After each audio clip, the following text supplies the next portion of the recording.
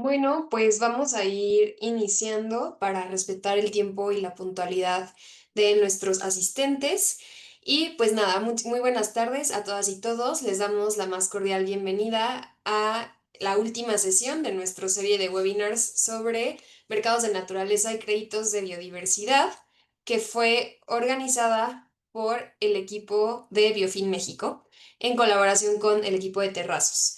En esta última sesión vamos a iniciar con una exposición sobre los indicadores de biodiversidad, donde conoceremos los distintos tipos de indicadores y cómo se pueden definir adecuadamente en el contexto de proyectos específicos. También vamos a revisar distintos esquemas de monitoreo y evaluación, con un especial énfasis en el monitoreo comunitario como herramienta participativa y efectiva para la conservación. Y vamos a explorar la conexión de estos indicadores y esquemas de monitoreo con distintos marcos de referencia y metas internacionales y nacionales. Y además vamos a también aprender sobre un caso de estudio con la propuesta de revisión y hallazgos del marco legal en el estado de Coahuila, ofreciendo una mirada práctica a la aplicación de estos conceptos en un contexto local. Vamos a cerrar con un espacio de preguntas y respuestas para tener inquietudes y poder fomentar el intercambio de experiencias entre los participantes. Y bueno, para esto me gustaría presentarles a Néstor Galindo, quien es biólogo con magíster en biología por la Universidad de los Andes y sistemas de información geográfica por la Universidad de Salzburgo en Austria. Y él cuenta con experiencia técnica y estratégica en la gestión de la biodiversidad, conservación de recursos naturales y formulación de proyectos con enfoque en desarrollo sostenible. La trayectoria profesional de Néstor le ha permitido liderar componentes bióticos en estudios de impacto ambiental e implementar herramientas y estadísticas avanzadas para análisis ecológicos y desarrollar soluciones innovadoras como los créditos de biodiversidad. Ha trabajado tanto en instituciones académicas como en el sector privado y también ha sido docente universitario, curador de colecciones biológicas, consultor independiente. Actualmente se desempeña como líder de biodiversidad en Terrazos, donde apoya la formulación y seguimiento de proyectos orientados a la generación de impactos positivos en biodiversidad. Esperamos que el contenido de esta sesión sea de mucho provecho para todas las y los asistentes y sin más por el momento le cedo la palabra a Néstor y al equipo de Terrazos para comenzar con la sesión. Muchas gracias. Bueno, buenas tardes.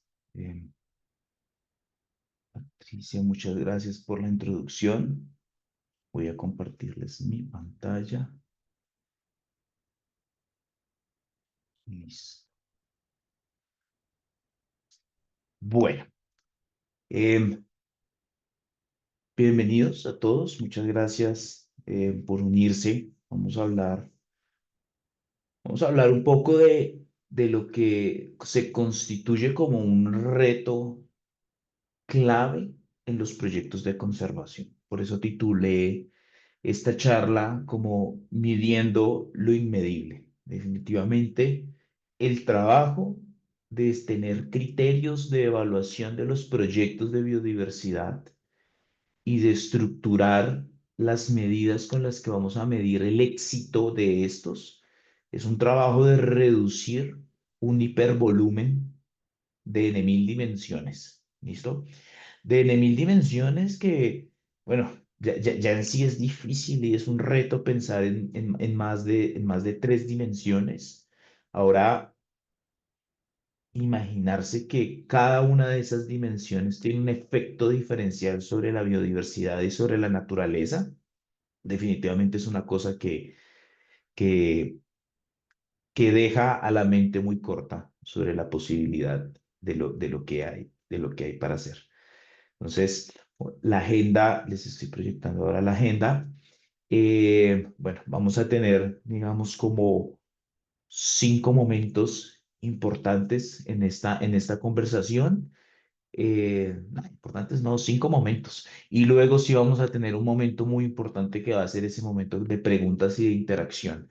Aquí vamos a hablar, o lo que les voy a tratar de contar, es la historia de por qué es difícil lo que estamos haciendo.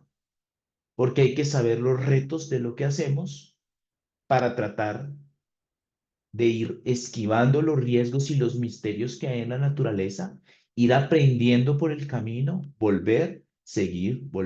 Es un ejercicio iterativo que, pues imagínense, si estamos hablando de un proyecto 30 años, cada año va a ser un experimento de error o de éxito de lo que estemos haciendo en términos de nuestro plan de manejo establecido para la biodiversidad. Entonces, bueno, vamos a ver, vamos a ver. Por eso, el objetivo va a ser entender conceptualmente qué es un ecosistema. Palabra, bueno, de pronto esa palabra se queda muy corta con la heterogeneidad que hay en un mismo territorio, en un mismo polígono de estudio. Y bueno, va a ser muy difícil entender lo que es efectivamente una ganancia en biodiversidad. Pero, pero a la larga, no se nos puede olvidar el foco y es la generación del conocimiento, porque finalmente estamos en un plan de conservación, sea del nivel que sea, estamos generando una intervención sobre un territorio. Y esa intervención sí se va a ver reflejada como ganancias en biodiversidad, pero lo esencial es aprender lo que está ocurriendo dentro de ese territorio. ¿Listo? Y bueno, aquí es gestionar ese conocimiento. ¿Qué vamos a hacer con todas esas métricas que sacamos día a día? ¿Listo? Entonces, ¿qué es un ecosistema? Uno diría, uno va a un libro de texto y le diría, no, es un área específica donde hay interacciones bióticas y abióticas, lo que establece que un cierto tipo de especies estén ahí. Ok, pero eso nos está definiendo un sistema aislado y no nos está midiendo realmente la complejidad cuando un ecosistema termina, cuando comienza el otro, cuando una especie deja de ser una especie y se vuelve otra, o cómo esas dos especies están interactuando entre ellas. Entonces, estas figuras son del artículo que está aquí referenciado y, y es difícil incluso entender una especie dentro de un ecosistema. Esta primera gráfica, la de mano izquierda, eh, si ustedes ven, son cuatro variables ambientales, dos especies diferentes,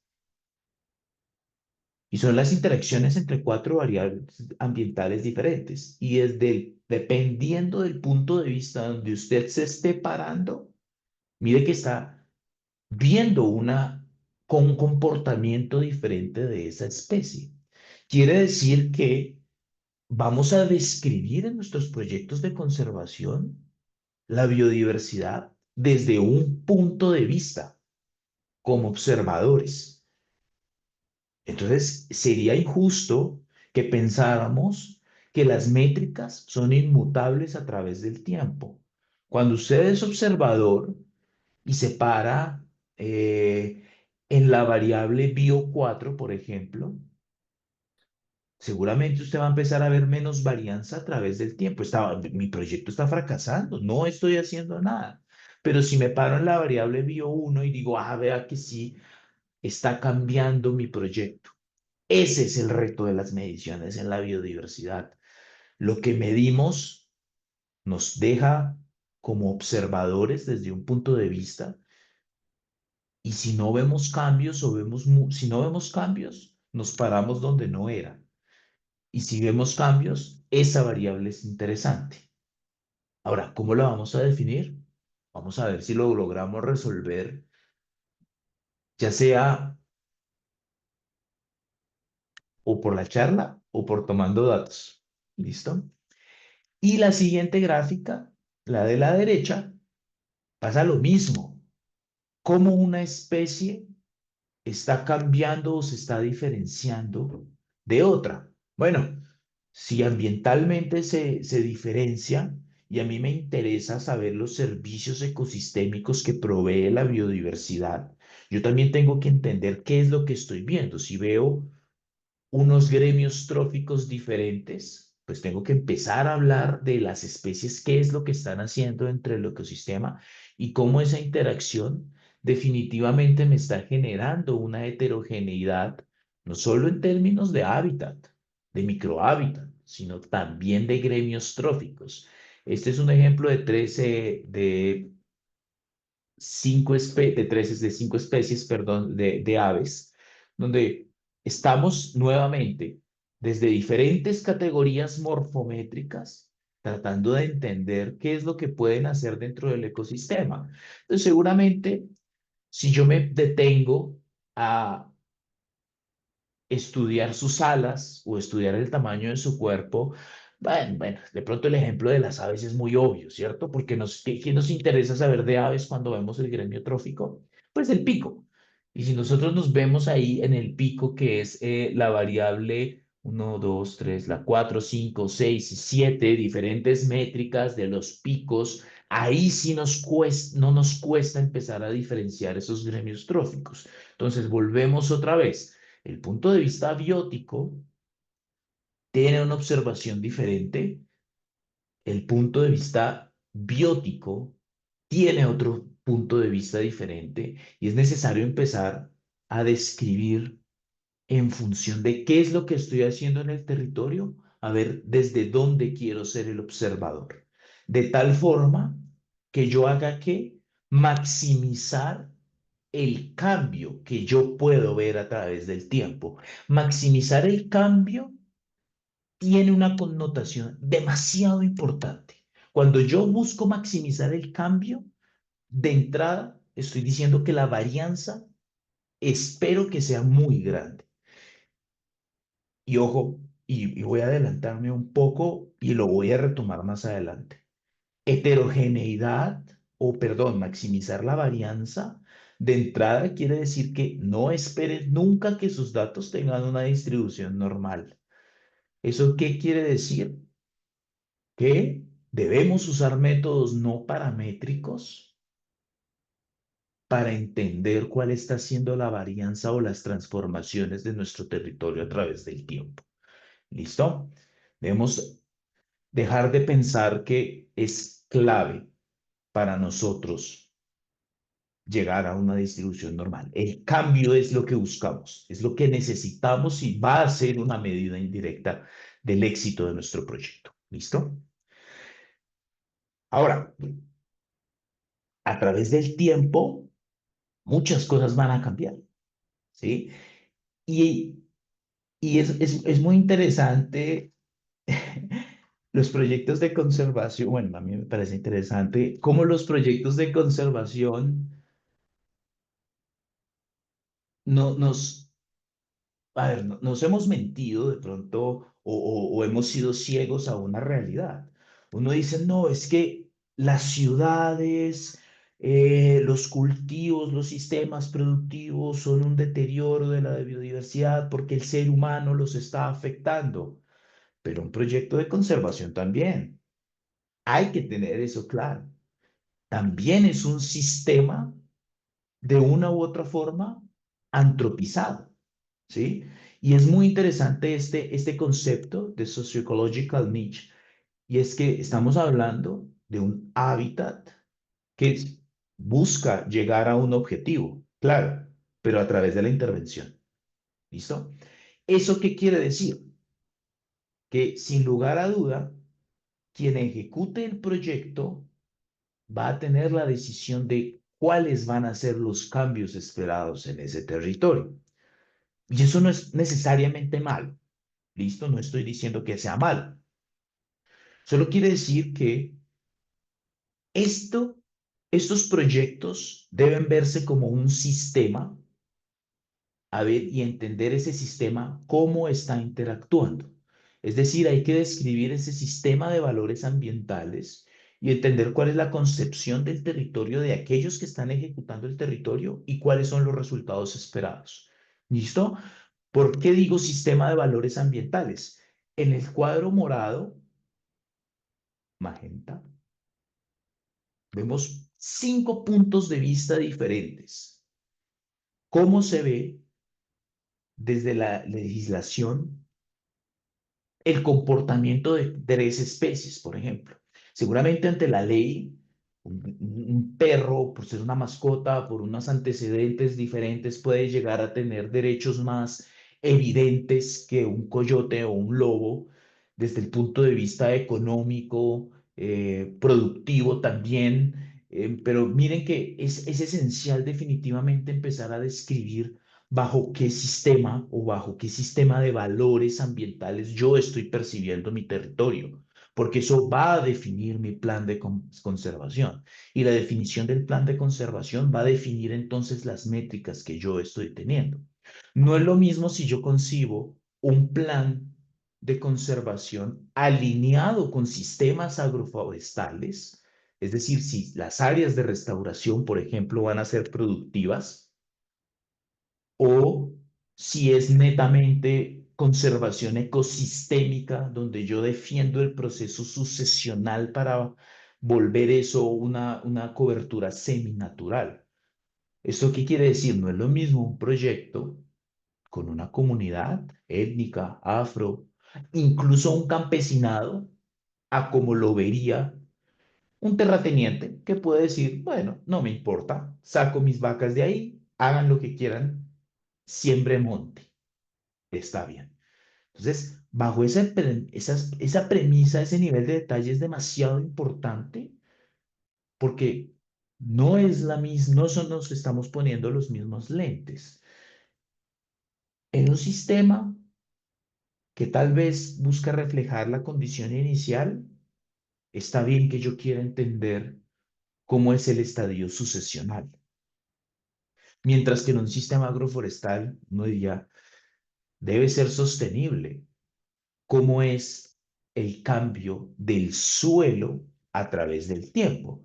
Seguramente si yo tengo un cultivo, el efecto antrópico sobre el suelo va a ser mucho más acelerado, positivo o negativo, que el que yo voy a tener en un proceso sucesional normal. ¿Listo? Entendiendo que el suelo no es un recurso renovable. ¿Listo? Entonces, nuevamente, la premisa de cómo voy a constituir mi sistema de valores ambientales me está dando un lineamiento sobre cómo voy a ubicar ese observador a través del tiempo. El observador inicial, porque se puede cambiar a través del tiempo y tiene que cambiar a través del tiempo.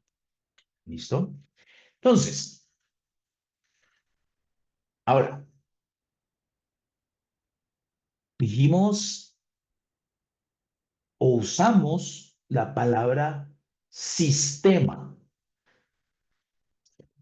Usando la palabra sistema, abrimos un mundo de posibilidades que hacen casi imposible o una acción muy abrumadora, ejecutar acciones de conservación, porque definitivamente un sistema ambiental nunca va a ser un sistema aislado.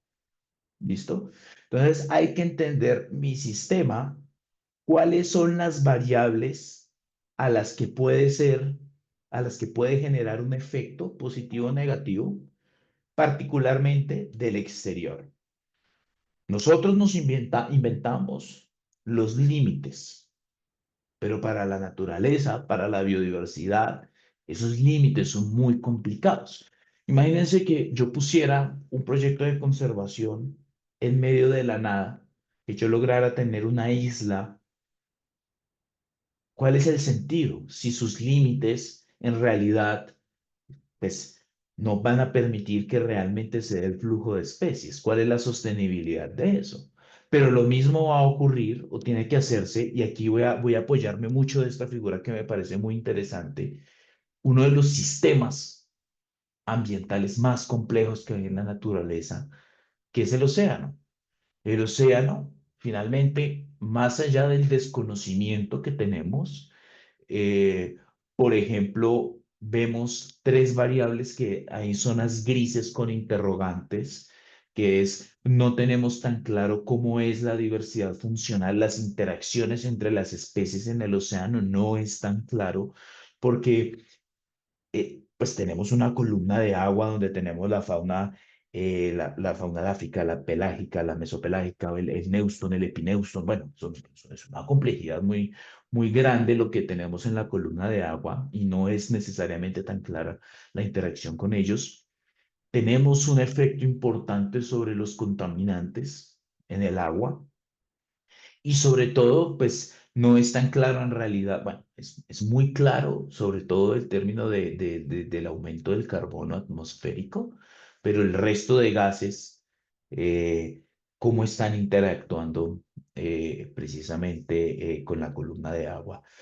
Pero tenemos otras cosas que de pronto sí pueden ser un poco más claras, ¿sí? Y que definitivamente están generando un nivel de riesgo alto o bajo frente a lo que sucede en este sistema.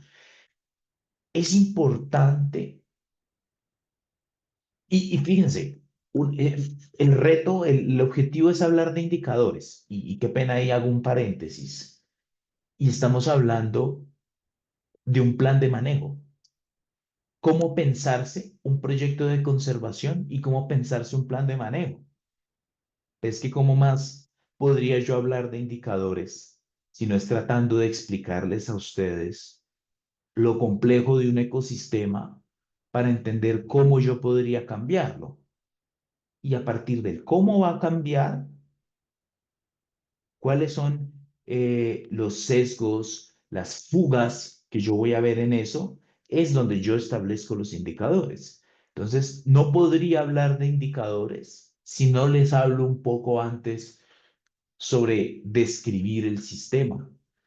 Si yo voy a formular unos indicadores, necesito tener claro los tensionantes, las condiciones previas, las acciones que se van a ejecutar. Ah, listo, ahora sí, ¿con dónde está lo interesante? No es lo mismo un terreno donde hay presencia de cazadores a un terreno donde únicamente hay presencia de ganadería, por ejemplo.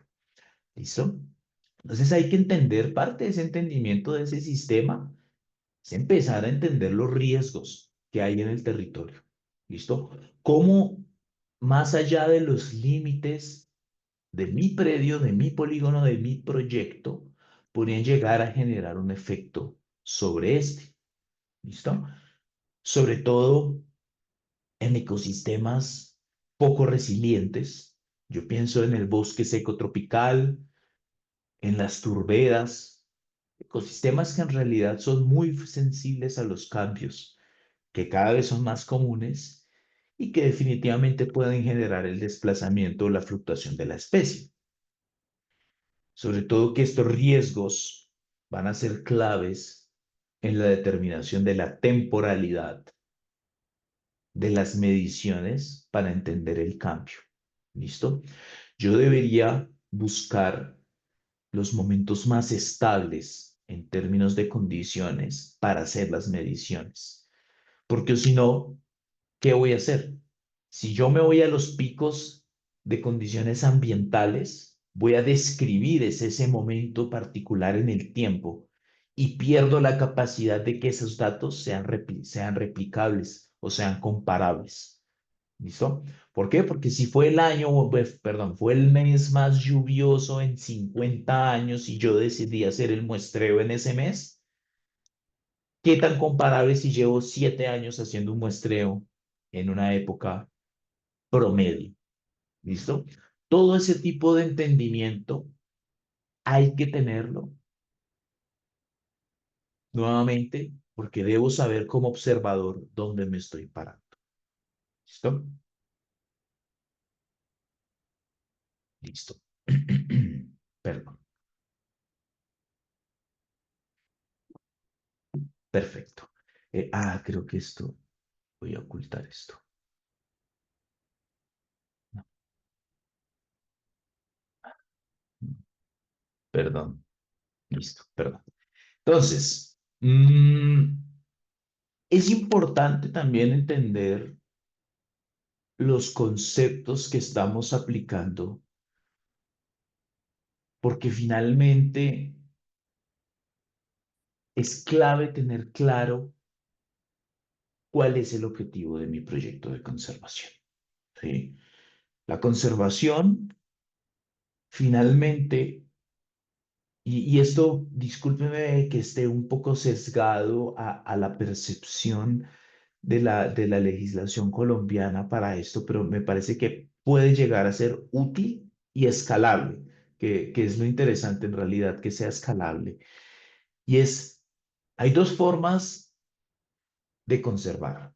Y es a través de estrategias de preservación, es decir, lo natural o lo que está en un estadio sucesional avanzado, dejarlo ser quieto, no necesita nada. Él ya mismo está regulado, por decirlo de alguna forma. Entonces necesita unas acciones específicas diferentes a la de restauración. Restaurar quiere decir que ya hubo un cambio, necesariamente una degradación, por supuesto, si no entraría en preservación. Y hay dos formas de restaurar. Nuevamente, los observadores van a estar desde puntos diferentes. Perdón ahí con la intensidad de la palabra observador. Y es que yo puedo hacer una restauración de ecosistemas, es decir, voy a volver a tener las interacciones y los factores bióticos y abióticos de un modo anterior, o puedo hacer restauración del paisaje. Volvemos, ahí podríamos hablar de sistemas agroforestales y uso sostenible del suelo. Yo veo verde el fondo, pero en una baja escala hay un sistema productivo ahí adentro. ¿Listo? Entonces, es interesante uno empezar a entender, listo, bajo qué ruta voy a evaluar mi proyecto para ahí sí empezar a hacer la gestión del territorio y el seguimiento de este. A ver, listo. Un aspecto muy importante, bueno, si todo es importante, nada es importante. Vamos a ver un concepto que es un riesgo muy grande y es muy difícil de detectar en el corto plazo en un proyecto de biodiversidad. Y es el concepto de trampas ecológicas. ¿Listo? Entonces, ¿qué pasa? Imagínense que ustedes tienen un área donde ustedes ven una gran cantidad de bichos. Veo aves, veo mamíferos, veo insectos, veo ranas, veo herpetos, bueno, incluso hasta peces. Y uno dice como, vea, el paisaje, no sé, el paisaje sonoro es, es riquísimo, hay una alta diversidad de especies. Y de repente en el año 7 o en el año 8 usted dice, ¿dónde está toda esa diversidad? ¿Sí? Resulta que las condiciones que usted estaba generando en su territorio son buenas, son aptas, ¿para qué? Para que las especies estén, pero no para que cumplan su rol ecológico. Entonces, ¿qué quiere decir? Listo, los peces pueden estar ahí, pero en el agua hay unos contaminantes o hay una condición climática que no permite que el huevo fecundado efectivamente se desarrolle. Claro, eventualmente esa especie va a desaparecer. Por conectividad, usted logra encontrar las especies, pero eventualmente ese hábitat de calidad no va a ser suficiente para el cumplimiento del ciclo de vida biológico y vamos a empezar a ver extinciones locales. ¿Sí? Entonces, ¿cómo es que vamos a empezar a medir que efectivamente no estemos empezando a tener pérdidas de biodiversidad que van a ser paulatinas, silenciosas, hasta un punto que posiblemente sea de no retorno? ¿Sí? Entonces, es esencial que nosotros aprendamos a manejar esas incertidumbres en la gestión del territorio. Todo eso va a partir de qué? Entender cuáles son los riesgos o las falencias de las técnicas de muestreo. Si yo hago, por ejemplo, un muestreo a través de trampas de luz, necesito entender que hay un ideal, como lo vemos en la figura de la derecha, donde yo espero que en el momento A de esa luz yo voy a tener una gran atracción de especies, ¿sí? Pero ¿qué va a pasar? ¿Eso en realidad tiene algún sentido o me está describiendo que ahí sí están ocurriendo o se están respetando las interacciones ecosistémicas? ¿O necesito una técnica de muestreo diferente para entender esto, el efecto de esto? ¿Sí? Lo mismo, esta trampa de luz o este bombillo que yo estoy dejando aquí para mi monitoreo, ¿cuál es el efecto que está generando en las interacciones de esas especies nocturnas? ¿Me está generando una barrera? ¿No me está generando una barrera? Bueno, digamos que en principio uno no pone una trampa de luz todos los días durante 365 días del año, ¿cierto? Pero definitivamente el mismo método de muestreo me está generando una foto con todos los problemas que tiene la técnica de muestreo. Por eso, y es muy importante tener esto en cuenta, y es que hay que entender cuál es la condición cero del territorio, una línea base, ¿sí? Para uno empezar a entender yo cuáles son los cambios que espero. Siempre quitarse los lentes subjetivos, como estos tres en la figura de la izquierda, estos tres lentes rojos, ¿sí? Y empezar a entender bajo los lentes verdes y azules, es decir, bajo la incertidumbre, qué es lo que está pasando en el territorio, y entender que eso es un proyecto que tiene una escala temporal en el largo plazo y especialmente que tiene un impacto espacial, ¿sí? No puedo ver mi proyecto como algo aislado, sino algo que tiene conectividad. Si yo estoy trabajando, no, voy a hablarlo ahorita, ¿listo? Entonces, el manejo de esa incertidumbre tiene que estar no solo asociado con las acciones, sino con la técnica de monitoreo. Entonces uno diría, bueno, ¿y entonces cómo voy a hacer yo el monitoreo? ¿Cómo voy a medir el éxito de mis proyectos? Bueno, hay dos rutas donde uno podría pensar cómo voy a hacer yo para medir el éxito de mi proyecto de biodiversidad. La primera ruta que trato de ejemplificar en la figura de mano izquierda es, venga, voy a empezar a hacer seguimiento específico a especies. Puede ser una buena idea, puede ser una mala idea. Si uno revisa la literatura, todos los proyectos de conservación que están enfocados en una única especie, en este momento son un fracaso, especialmente en Europa. ¿Por qué? Nuevamente, se ve en el proyecto como un sistema aislado que olvida la interacción. Entonces son especies que en realidad no tienen las condiciones para tener las dispersiones y el movimiento, lo que va a garantizar la calidad de vida, la calidad genética, la riqueza genética, perdón, para que estas especies en realidad sean sostenibles y sean prolíferas a través del tiempo. Hay casos de estudio con primate, con gorilas específicamente, hay casos de estudio con peces, pero bueno, definitivamente es difícil hacer seguimiento más allá de los límites del proyecto, ¿sí? Y es uno de los retos de los proyectos de conservación. No hay nada que hacer. No tenemos gestión directa sobre el desempeño ecosistémico de los predios aledaños de nuestro territorio, por ejemplo, ¿sí?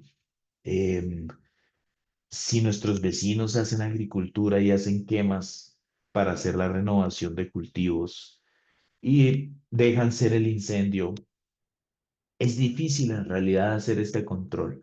Y si uno está en un país con economía en desarrollo, donde hay donde no hay inversión en organismos de control, bueno, todo este tipo de cosas son esenciales tener en cuenta porque van a afectar el éxito del proyecto. Entonces, volviéndome dos pasos, perdón. Si yo voy a entender mi territorio a través del cambio de la dinámica de especies específicas, tengo que entender las condiciones de esas especies. ¿Listo? No es lo mismo en el caso A, donde yo tengo mi área completa, y busco entender en toda el área el ensamblaje de escarabajos, cómo se está comportando. ¿Por qué? Porque cada uno de estos debe tener algún factor o alguna acción o algún componente externo que estén condicionando su éxito. Y aquí introducimos un contexto, con un concepto, perdón, muy importante, y es cuál va a ser la unidad de medida. Tengo que establecer cuál va a ser mi unidad de muestreo, porque no va a ser lo mismo un área de preservación de un área de restauración. Yo tengo que entender que diferencialmente algo está pasando en el territorio y que en un área estoy buscando tengo un objetivo específico y en el otro estoy esperando otro, ¿sí? Si yo tengo un área de preservación, no estoy esperando el mismo cambio o el mismo dinamismo en un área de restauración. ¿Listo? Entonces, es esencial entender dos factores claves. Primero, que la unidad de medida no puede ser el proyecto completo. ¿Qué es lo que yo estoy buscando cambiar a través de mi plan de conservación? ¿Y cuáles son los factores externos? ¿Sí? Si yo quiero mejorar la riqueza de primates de mi proyecto, tengo que garantizar que estoy haciendo un análisis de conectividad al menos estructural más allá del proyecto, en la misma temporalidad, porque si las hembras no se están moviendo, o los machos, dependiendo de la especie, no se están moviendo, ¿qué voy a lograr? No es sostenible. Y no es culpa del proyecto. El proyecto seguramente está haciendo las cosas bien, pero no está teniendo en cuenta los factores de riesgo. ¿Listo? Y es que hay muchas esperanzas y hay muchas expectativas frente a lo que se espera de los indicadores. Ah, pero no hay recursos para hacer esto, ¿cierto? Y, voy a ser de pronto un poco radical y un poco brusco con esta afirmación. Y es que nos van a presionar y nos van a embutir una cantidad de técnicas de muestreo que se vuelven modas y a la larga, ¿cuál es el caso de éxito de esta información que nos está recopilando estas técnicas de monitoreo? Vamos a hablar un poco de todas de diferentes técnicas, sin satanizarlas tampoco, ¿no? Bueno, entonces, como les decía, el indicador no habla por sí solo sobre el estado del ecosistema. Hay un flujo en términos de riqueza sobre qué es lo que realmente está cambiando. Esta figura a mí me parece muy bonita porque hay dos puntos como observador. El primero, si mi indicador fuera riqueza, riqueza sin especificar cómo se está comportando la riqueza de especies en un proceso sucesional. Si yo miro estas gráficas, por supuesto están un poco exageradas, ¿no? Pues quiero decir que... Pero si ustedes se ponen a ver, uno diría, Dios mío, la riqueza de pronto hasta no cambia. Claro, hay un recambio de cosas completamente diferentes, ¿sí? No es lo mismo el momento uno, este momento uno, que el momento dos en estados sucesionales. ¿Por qué? Porque hay unos grupos que están fluctuando a través del tiempo. Entonces, la métrica sola no es suficiente. El indicador solo no es suficiente. Y tal vez la riqueza sea un indicador sobrevaluado. Hay indicadores básicos que todo el mundo utiliza, pero tal vez no tienen tanto sentido necesariamente. Eh, pero en cambio, aquí en esta parte de abajo, donde dice cambio a través del tiempo de la biomasa en la capa del suelo, la cosa se vuelve un poco más interesante. Desde este punto de vista, ese observador sí va a entender que hay un cambio importante a través del tiempo de su proyecto de conservación. Entonces uno diría, ¿será que yo tengo entonces que ir a describir la riqueza de especies? Seguramente sí, claro, porque finalmente en parcelas permanentes de monitoreo uno puede tener esa información muy fácil, ¿sí? pero es haciendo un sondeo del recambio de especies a través del tiempo. Entonces, fíjense que estoy trabajando como el observador del... Sí estoy midiendo el éxito que está teniendo mi proyecto de conservación. ¿Listo? No hay métricas buenas ni hay métricas malas, solo hay métricas que me dicen una información y necesito saber cuál me sirve para medir el éxito y cuál me sirve para saber el momento en el que se encuentra el proyecto. ¿Listo? Entonces, finalmente, ¿qué es lo que nosotros vamos a buscar? Pues medir la ganancia neta que está generando, entender la resiliencia del ecosistema. Un ecosistema que es poco resiliente, pues necesita mucho más tiempo para lograr un cambio, ¿sí? Un cambio que se ve reflejado en ganancia neta, en carbono equivalente, en los serpientes, bueno, en fin, ¿sí? Eh, entonces, también el carbono equivalente es una de esas medidas de biomasa. Pues, a partir de la biomasa puedo entender cuál es el carbono equivalente que se ha almacenado, que se ha evitado a través del tiempo.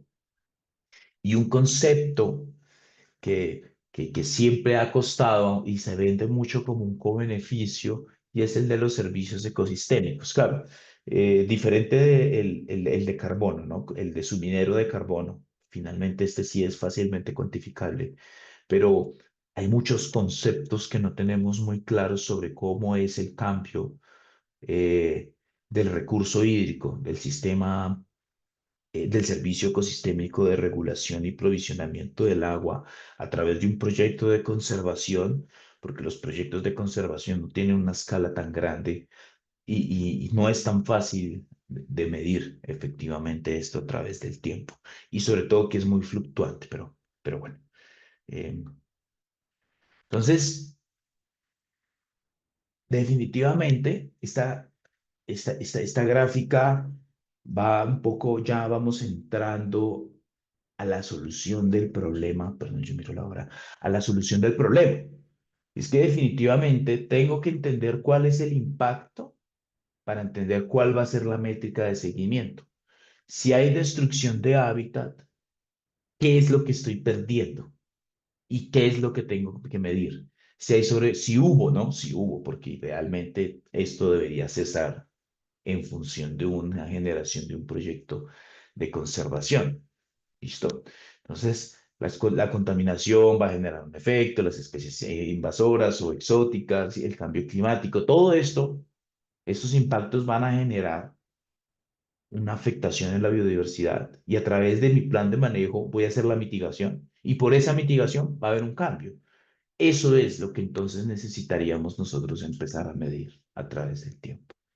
¿Listo? Entonces, si yo sé que mi proyecto está generando perdón, está siendo afectado por una especie invasora. Aquí puse este ejemplo todo colombiano sobre el pez león. ¿Cuál va a ser mi medida de manejo? Ah, listo. Yo lo que voy a hacer es erradicarlo. Voy a ir y voy a hacer mis recorridos, voy a arponearlo.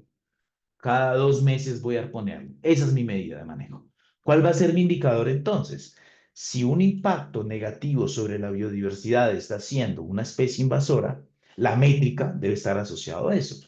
¿Eso qué quiere decir? Pues si yo después del año 6 dejo de verlo, pues ya no deja de ser una métrica. Necesito empezar a migrar a otras métricas. De pronto, eh, simplemente que se mantengan cero avistamientos, ¿sí? No necesariamente en cuántos individuos estoy perdiendo. Si mi efecto está haciendo la erosión o la cacería, bueno, a la erosión del suelo específicamente, es cuáles son. Ah, no, voy a hacer un terraceo porque es que esto, es como hubo mucha ganadería, entonces si esto aquí, la escorrentía está haciendo que yo pierda el suelo y esto aquí no va a haber planta que prospere. Primero voy a hacer un terraceo, luego de ese terraceo, bueno, entonces listo. Entonces puede ser que por unidad de área comience con la implementación de la acción del terraceo, no es una actividad fácil, y eventualmente yo pueda hacer una medición eh, del carbono en el suelo, que no hay al menos una pérdida. Como les decía, el suelo es un recurso no renovable. Entonces es difícil medirlo con efectividad. ¿Listo? La cacería, bueno, a través de las cámaras trampa, aunque esto en realidad es complicado y bueno, casi que la medida de indicador es cámaras trampa robadas o micro SD robadas. Eso nos pasa muchísimo. No se roban la cámara trampa, pero sí la micro SD. Eh, pero bueno, finalmente uno está entendiendo los patrones de movimiento de los cazadores. Eh, finalmente, pues no, pues uno debería estar enfocado sobre cuál es el objetivo del país, ¿no? En la COP16 se llegó al compromiso en que todos los países deberían establecer un plan de restauración nacional. ¿Eso qué quiere decir? Que cada territorio reconoce que tiene unas condiciones diferentes y que debe tener una estructura de control que está generalmente en tres enfoques diferentes: paisaje, biodiversidad y el aspecto social. ¿Listo? Entonces, aquí es muy importante tener en cuenta que cada uno de estos indicadores de seguimiento tienen una fuente de información y van a tener un tipo de análisis específico. Entonces, si a mí me interesa o mi meta está asociada sobre cómo estoy generando conectividad o sobre cómo las coberturas vegetales están cambiando a unos estados más naturales, pues definitivamente tendré que usar un análisis satelital. Si yo necesito entender que hay un aumento, mejor dicho, hay una pérdida de biodiversidad de aves y busco la resiliencia del ecosistema, seguramente la diversidad taxonómica va a ser clave. Lo mismo, si yo necesito entender el suelo o el agua o el aire, cómo está cambiando a través de la gestión del territorio, pues dependerá de la calidad del suelo, pues necesitaría implementar un barreno, donde yo voy a hacer un muestreo sistemático a través de los diferentes cambios o acciones que estoy haciendo sobre el suelo. La calidad del agua, que como les decía, esto tiene unas variables y unos puntos importantes a tener en cuenta. El aspecto económico, que es uno de los retos más grandes porque siempre es menospreciado y usualmente lo usamos como voy a hacer educación ambiental. Esa educación ambiental realmente, ¿qué impacto existe? Si el cazador existe es porque es su medio de vida. Entonces, realmente la educación ambiental, ir a las escuelas a hacer capacitaciones o charlas de sensibilización, son el manejo de cambiar ese modo de vida en el territorio. Y aún así, ese modo de vida realmente genera un impacto significativo en el territorio, porque recuerden que aquí los proyectos que involucran comunidades, también hay que tener un concepto de salvaguardas ambientales, ¿no? Hay que ser muy cuidadoso y sigiloso con el respeto a esas actividades tradicionales que se hacen en el territorio. No puede ser que un proyecto de conservación trate de imponer la prevención del consumo de carne de monte de primerazo. Si finalmente han comido ñeque toda su vida, no conocen otro tipo de alimento o no conciben comer cerdo, comer carne, comer pollo, lo que sea, porque están acostumbrados a una forma diferente, ¿sí? Entonces son abordajes que en realidad se vuelven muy complejos. Eh, pero igual de importantes. ¿Listo? Entonces, sabemos el objetivo y hasta dónde tenemos que llegar. Este artículo es muy interesante porque en resumen nos dice, vean, a la larga, todos los proyectos de biodiversidad, todos los proyectos de carbono, miden lo mismo, tienen las mismas métricas. Y no es que esté mal, pero no lo saben interpretar. ¿Listo? Todos tienen parcelas permanentes porque todos quieren medir biomasa, todos quieren medir el cambio de la estructura vertical, horizontal de la vegetación, todos hacen transectos lineales y puntos de avistamiento para aves, todos ponen cámaras trampa para mamíferos y está bien. Pero ¿cómo se interpreta la información? es realmente lo interesante.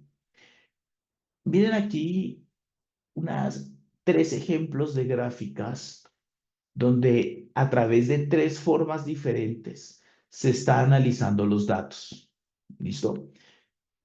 Volvemos y retomamos el concepto de varianza que es esencial.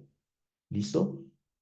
Finalmente, ¿cuál es el dato o la gráfica que me está reflejando esa varianza? Claro, de una los ojos se deben ir a la tercera gráfica. Definitivamente me están demostrando esas fluctuaciones que hay en la biodiversidad y eso es completamente normal.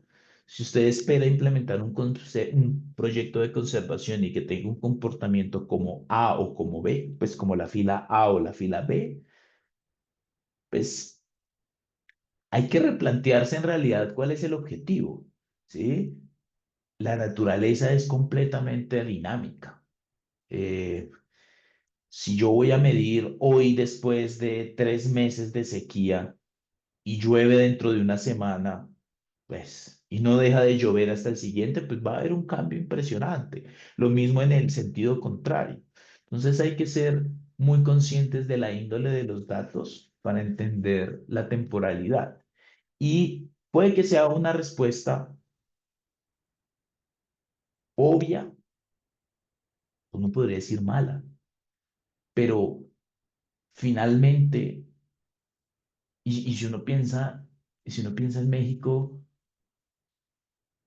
es tan grande y tan heterogéneo que no es lo mismo hacer un proyecto en San Luis, en Monterrey, en la Baja California Sur, ¿sí? Son ecosistemas tan diferentes y tan heterogéneos que definitivamente, aunque yo mida lo mismo, puedo hacerlo.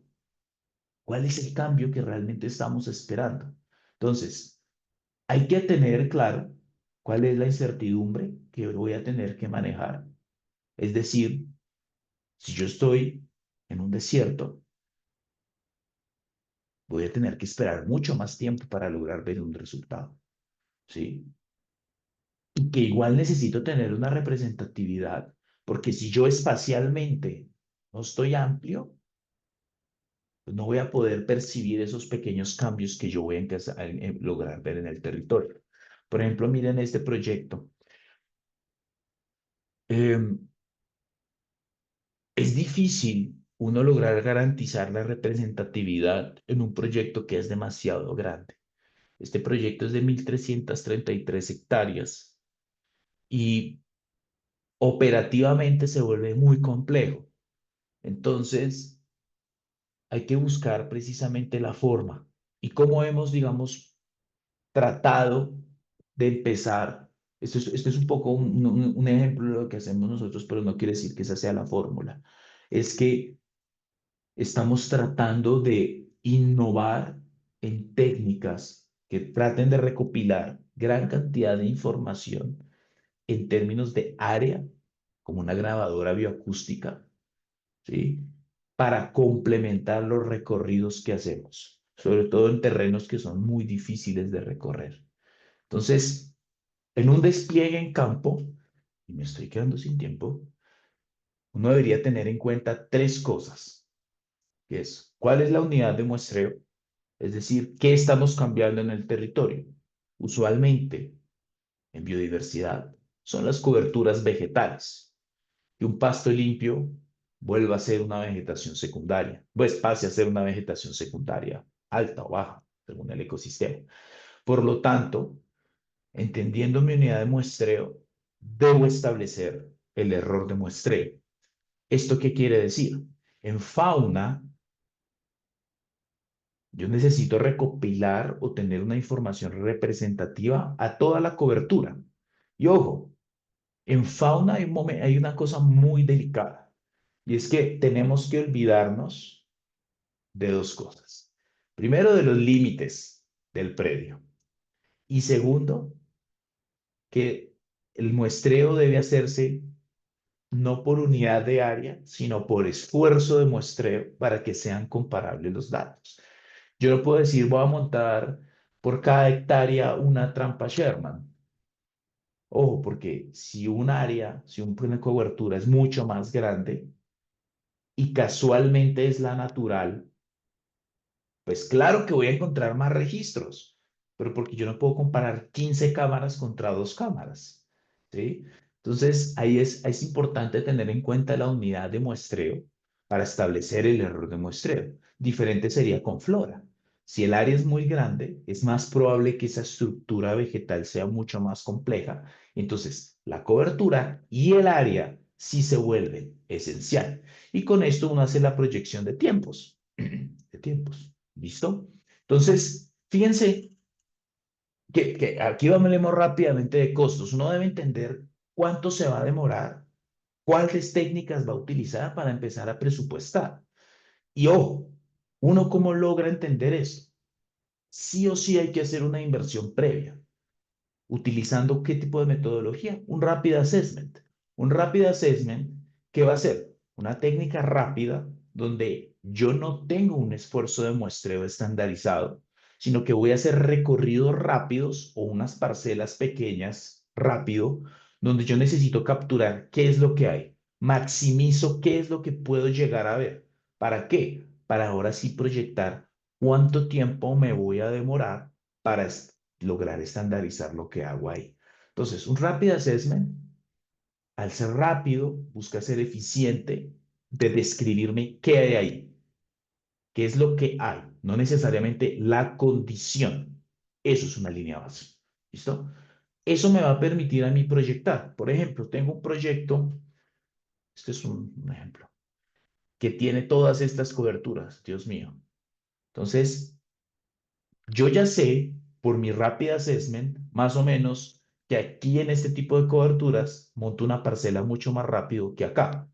Entonces, listo, en un arbustal abierto y un arbustal denso, yo soy capaz de montar 4 parcelas en el día.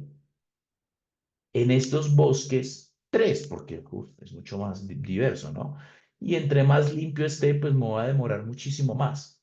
Entonces yo ya sé más o menos cuántas parcelas voy a montar por día. ¿Cómo mido? O una sugerencia, una de las metodologías, ¿no? No necesariamente es la única.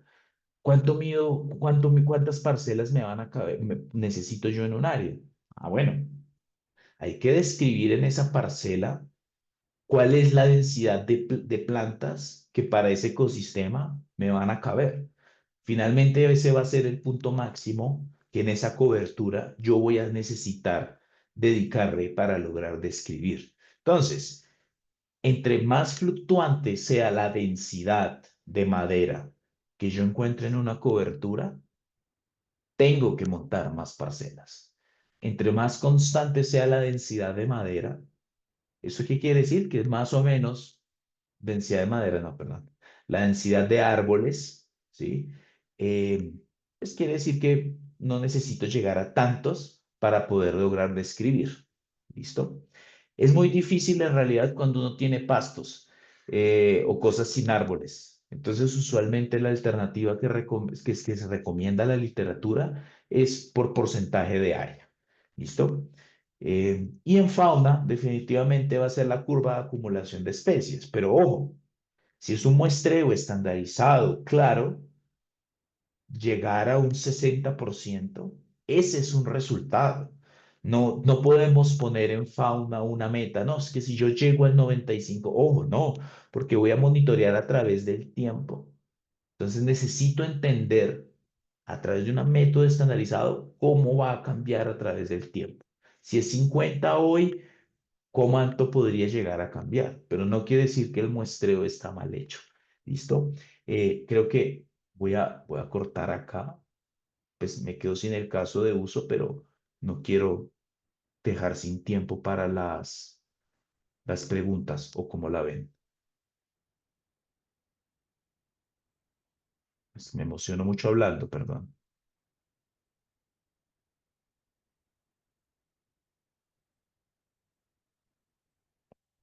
¿Hay preguntas?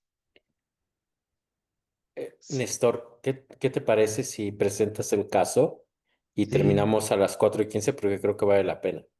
Listo, de una, Gracias. de una. Eh, ya mismo. que me enredo. Perdón, tal vez no debí dejar de proyectar mientras preguntaba eso.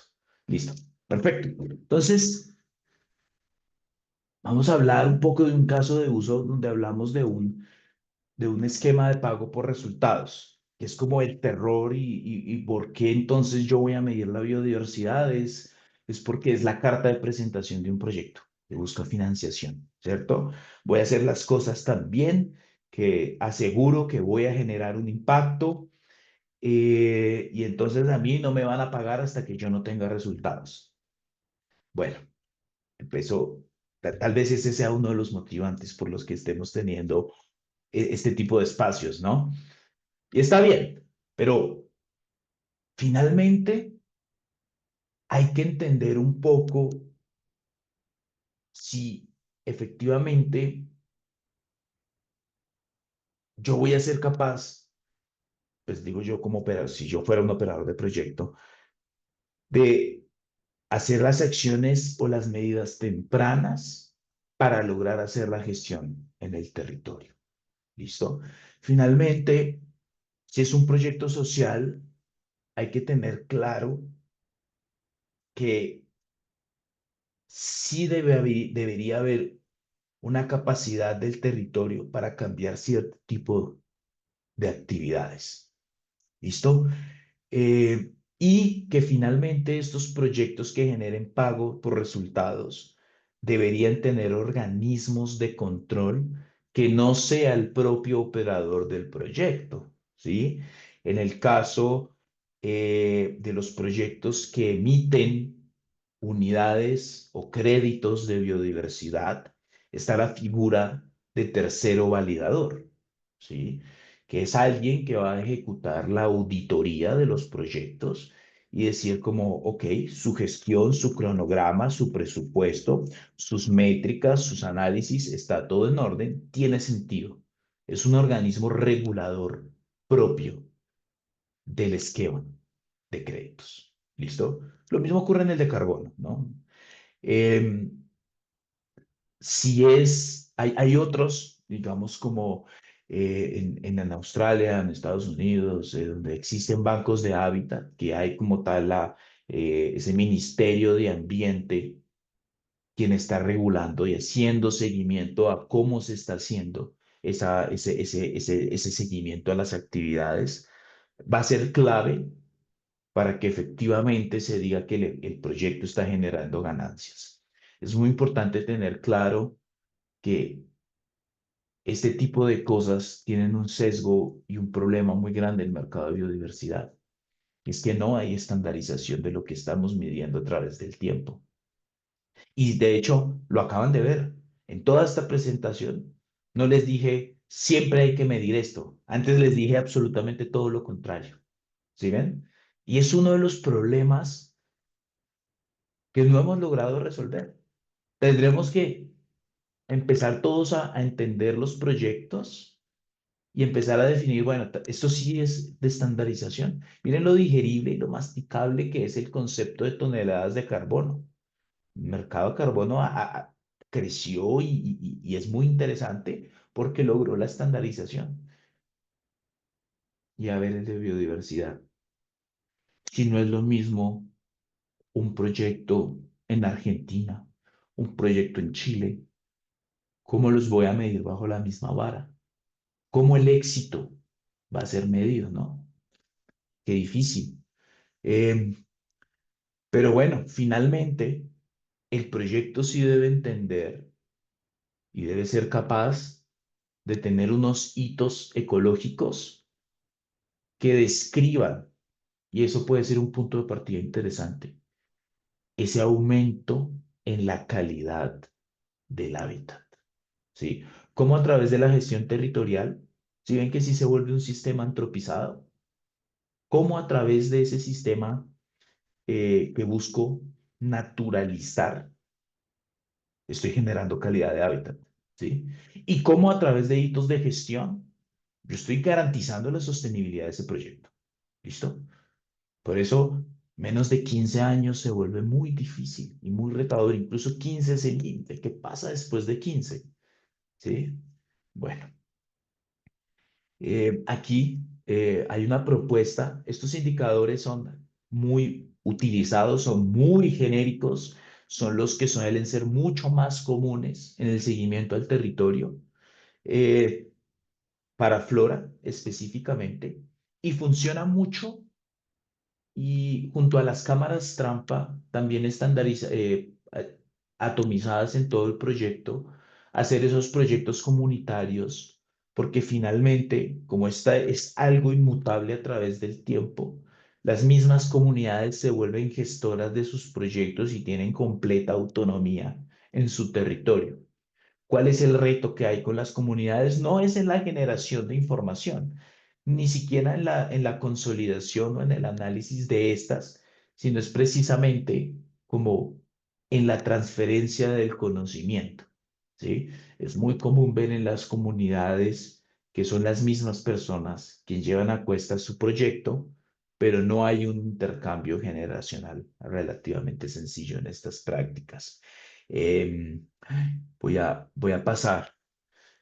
Hay algo muy importante. Fórmulas para escoger criterios existen, pero esto no nos van a, estos dos ejemplos no nos van a decir cómo analizarlos. Y tienen una plataforma bellísima, lindísima, donde voy a trabajar la erosión, voy a medir esto. ¿Y cómo va a ser la dinámica?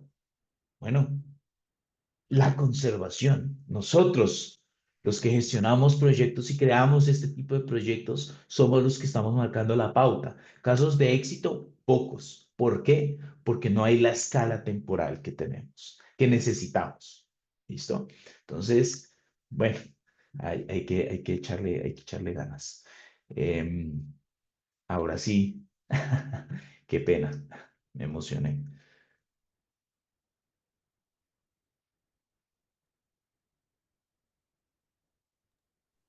Muchas gracias, Néstor.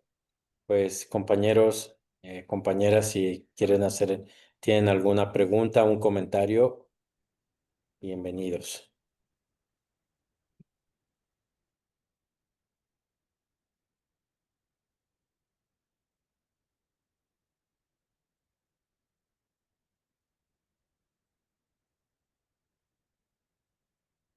Lo veo aquí en el chat. Ahí está, Vamos a ver. David. Ah, hola. Ah, hola Néstor. Excelente presentación. Creo que es un comentario más que pregunta, porque preguntas hay muchas, pero hay que reflexionar primero y justamente es el comentario. Esta, esta sesión nos hace reflexionar que el tema de la biodiversidad es bien compleja, que seguramente aunque hay fórmulas, hay recetas, hay cómo hacer el trabajo, siempre queda mucho de la experiencia del que lo hace o de ese grupo interdisciplinario que trabaja en el proyecto.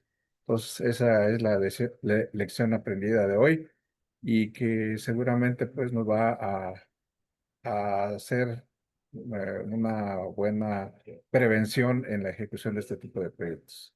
Gracias. Muchas gracias.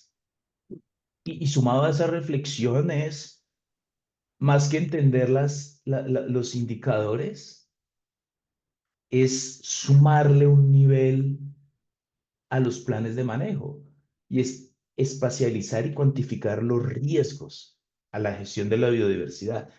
Y en eso sí que hay poca literatura.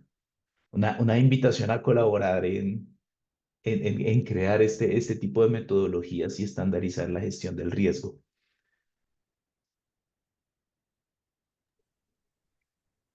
Colegas, otro comentario, otra pregunta.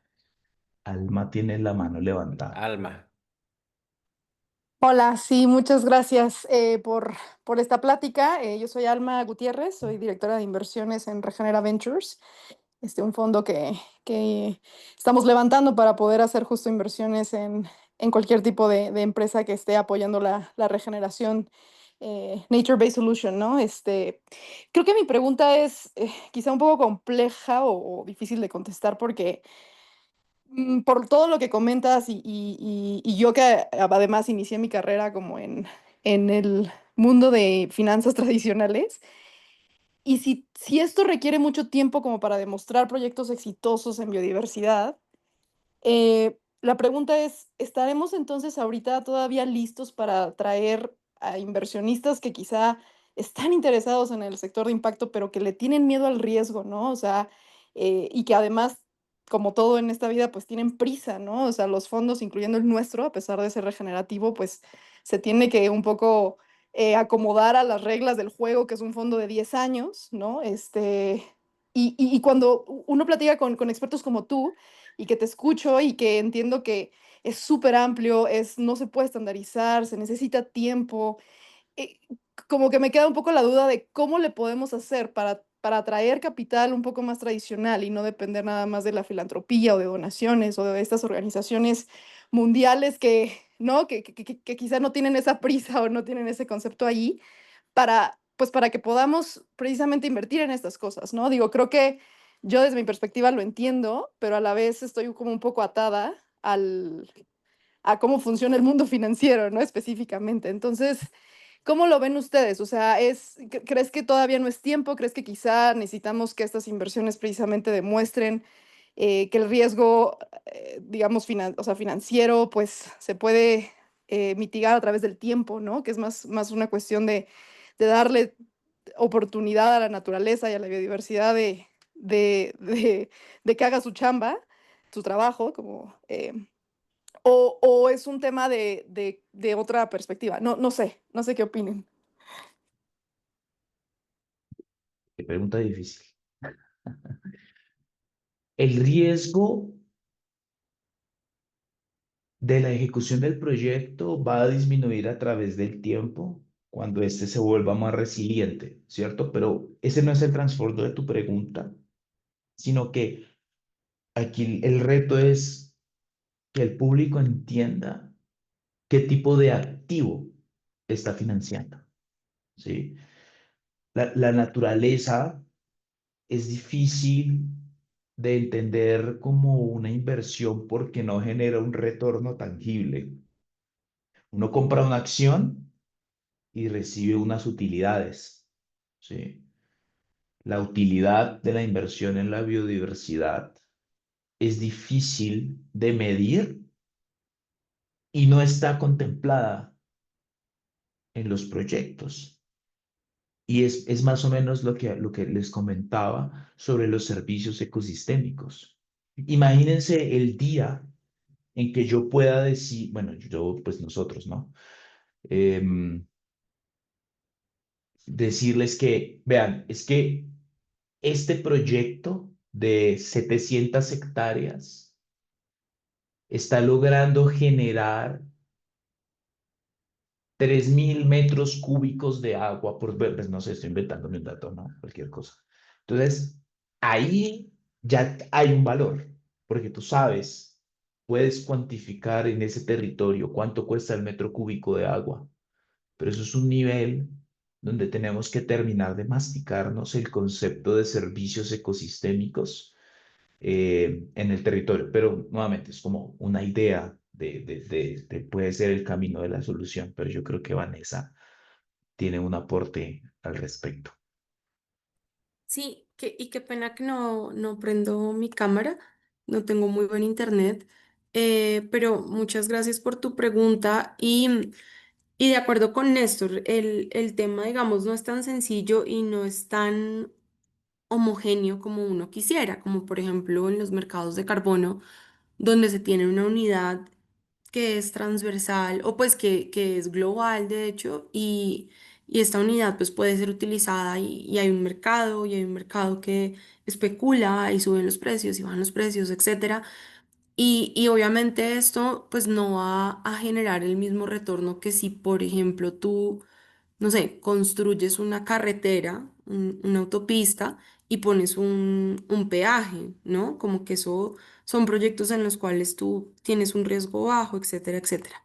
Sin embargo, parte del trabajo que nosotros hacemos en Terrazos es lograr que inversionistas inviertan en este tipo de soluciones que nos ayuden a conservar, pues realmente la base de nuestra existencia, ¿no? Que es la naturaleza al final.